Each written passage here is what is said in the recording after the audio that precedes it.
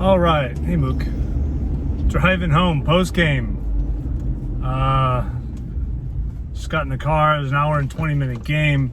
We had two games, JV varsity. So, 90% of what I do, I really enjoy, and then there's 10% that are can be agonizing, and it can be worse than agonizing.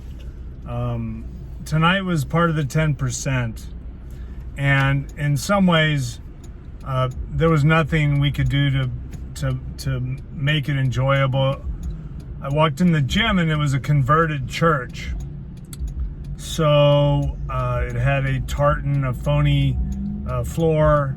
It was too narrow, so we had to allow them to go outside of the boundaries. It wasn't subjective, but it was really unnatural. For example, the sideline boundaries they were probably 4 inches thick. Instead of calling the inside of the boundary out of bounds, we called the outside of the boundary. So that was really a weird feeling, and I mentioned that to my partner, and he said he knew about that. So he showed up on time, and we chatted a little bit,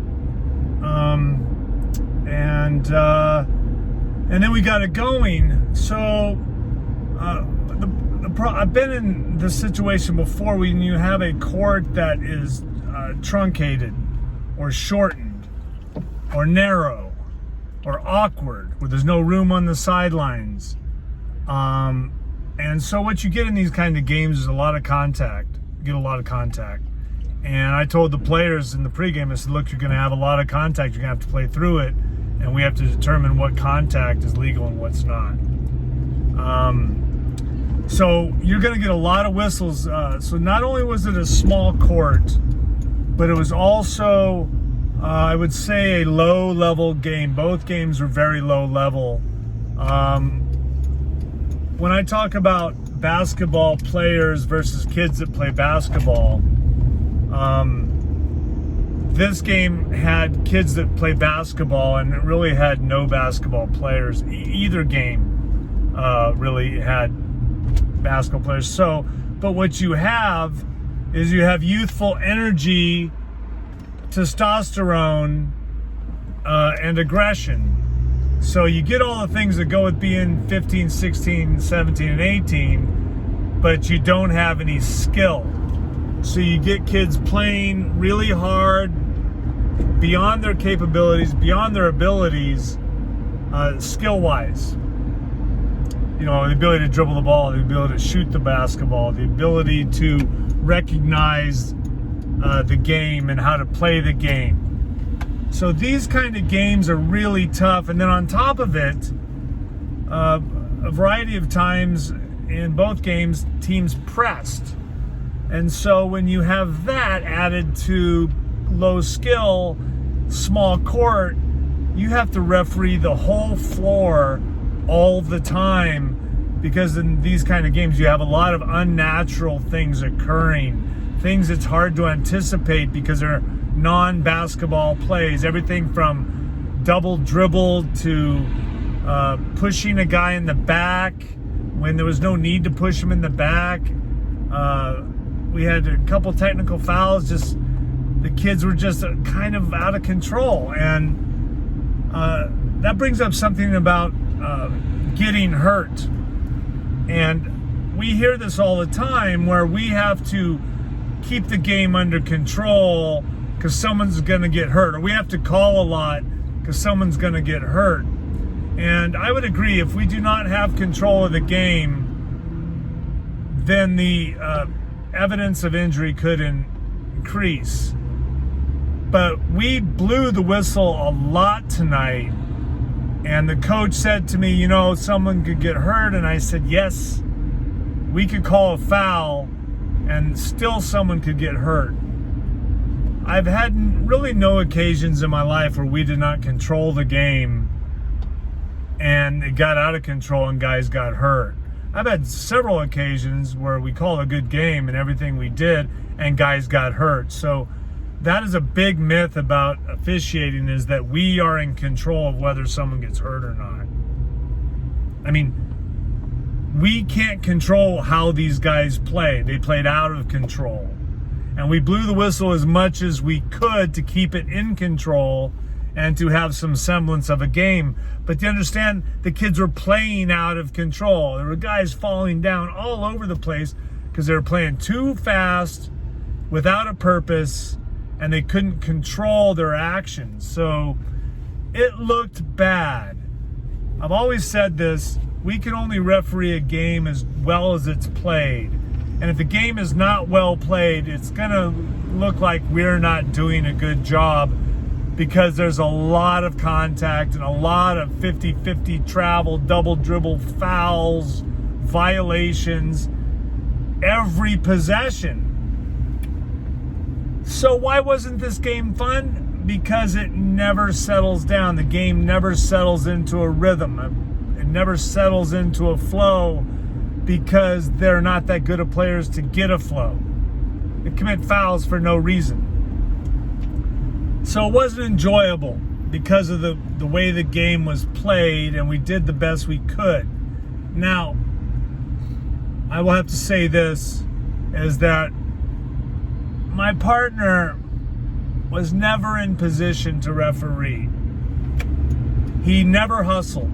The whole night he was jogging into position, and he would never get into a position on the end line or as a trail to referee the game. So I had to blow and blow and blow because I had to hustle to get in position all night. And this is the thing that bothers me, is that the court was short.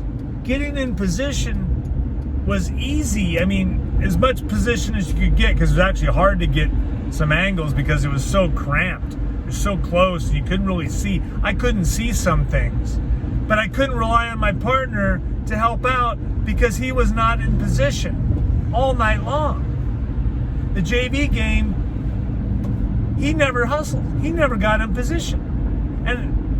And what I will say for him is, because he was never in position, he didn't blow the whistle a lot. So I blew and blew and blew and blew all night long, and I don't like to blow. I like to let kids make plays and decide the game. Best team wins. I call what I have to call. What's obvious, what impacted the play,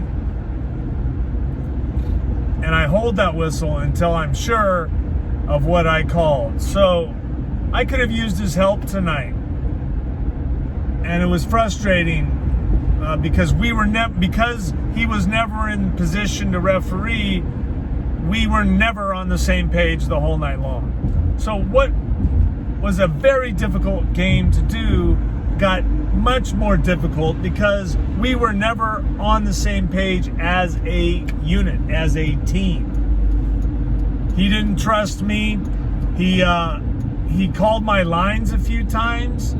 There was one play as a trail. I was refereeing the basketball, and the guy picked up way above the foul line, extended, and he picked up in a trap, and he blew the whistle from the end line and called a foul. So we were both looking at the ball, which is an absolute no-no. It was really a poorly, even though it was a hard game to referee, we did not do a good job because we were not on the same page. So that was frustrating. That was more frustrating than the level of play. I've done games like that. I've done college games when the court was too small and we called 50 fouls. You know, some of these smaller Division II schools would have these small courts that were just really tiny for big men. So I've had a lot of these kind of games, but the frustrating thing is, every time I looked, my partner was never in position to referee. So I'm sorry. I'm sorry I have to say this, and I don't like to throw partners under the bus, but I was really blown away at his casual, big time. He really big time the JV game. Like, he didn't really work at all. And I've seen guys like this before where they don't hustle. They're not really in position to referee, but they do things like nitpick. They nitpick things. He called a technical foul on a player for having a number above 5. So his number was 18. You can have that. That used to be a rule 20 years ago where you couldn't have a number bigger than 5. So 0, 1, 2, 3, 4, 5, 15, 12, 11, 10, 14. You couldn't have 16. You couldn't. But he gave a technical foul for that. And he's wrong about that. He made a kid take off their knee pads because they weren't the same color as everybody else on the team. And I don't think that's a rule. And I'm pretty sure of that. And even if it is a rule, a kid is wearing knee pads to protect his knees. I don't think it's our place to make him take off the knee pads. They didn't have Nike on them, or they weren't selling anything. And he made the kid take the knee pads off. So, and then he told me about some things that I'm not doing well. In the meantime, he refused to rotate. Like, he didn't get to the side of the floor he was supposed to be on. He wouldn't switch. A lot of times we didn't switch. He told me from the start he wasn't going to switch, and he didn't even rotate. He made me rotate. And then he gave me attitude when I made him rotate.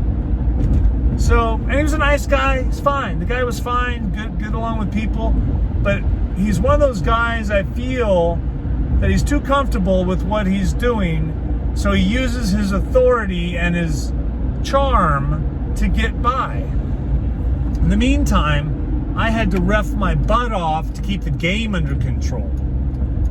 So all the coaches liked him because he's charming, and everybody looks at me like, because I'm blowing all the whistles. So, yeah, this is one of those nights. Did not enjoy it. The level of play was low. The officiating was poor. But like I said, those are only 10%. I've had 18 games in the last 8 days. And 16 of them were great.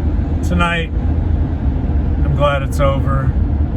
Lukey's glad too. He's got his back turned to me right now because I'm talking to something other than him. So anyway, I thought the game was being in trouble when I walked in the gym because of the size of the floor and the level of play, and it was challenging because you have to make a lot of decisions, either to blow or not blow all game long, every inch of the floor. And then you really need your partner. And to be fair, it's really hard to get on the same page in this game too, because there's so much to referee. And our pregame really didn't cover that. And it's my fault for not giving a great pregame. He was the R on the JV game, and he really didn't, I allowed him the opportunity to give a pregame, and he didn't really do it. And even if he did it, though, it wouldn't have changed much. So anyway, that's game's over. Tomorrow I got a varsity game and a couple adult leagues. So tomorrow's a new day.